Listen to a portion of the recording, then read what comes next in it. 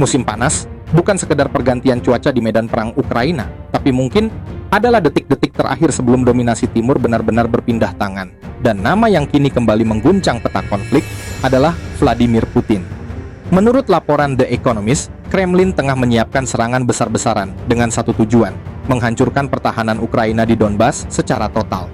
Rusia dilaporkan telah mengumpulkan lebih dari 50.000 pasukan di dekat Sumi dan mulai meluncurkan serangan udara harian ke kota-kota strategis termasuk Konstantinovka, di mana hingga 25 bom dijatuhkan setiap hari. Target utama bukan sekedar posisi militer, tapi logistik dan moral Ukraina. Dua hal yang akan membuat domino pertahanan mereka runtuh dari dalam. Di tengah panasnya medan Donbas, satu pola terlihat jelas. Tidak ada deklarasi perang terbuka. Tidak ada pidato dramatis dari Kremlin. Serangan Rusia kali ini berjalan diam-diam, tapi mematikan.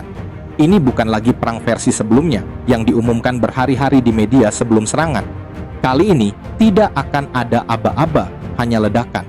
Bahkan media barat sempat keliru menafsir bahwa serangan musim panas Rusia sudah dimulai.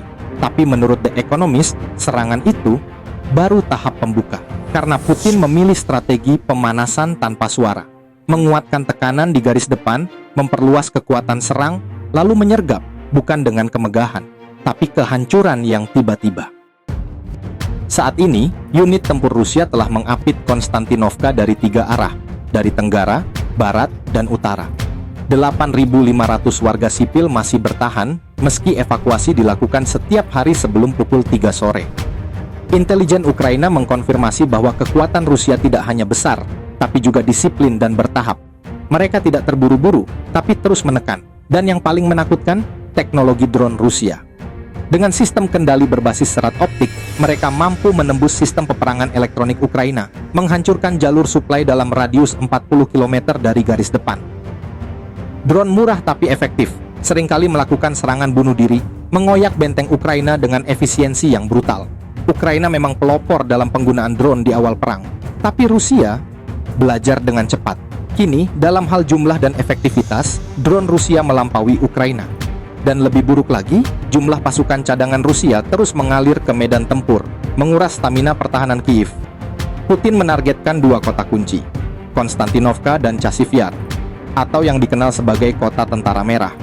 Jika keduanya jatuh, maka bagian selatan Ukraina akan terbuka lebar, dan Rusia akan punya jalur langsung untuk menusuk ke utara, menghantam jantung pertahanan Ukraina di kota kembar. Titik pusat yang jika dihancurkan, Putin bisa menyatakan Donbas telah jatuh sepenuhnya. Pertanyaannya kini bukan lagi apakah serangan itu akan datang, tapi bisakah Ukraina mempertahankan Konstantinovka dan kota tentara merah, ataukah musim panas ini akan menjadi musim kehancuran terakhir mereka?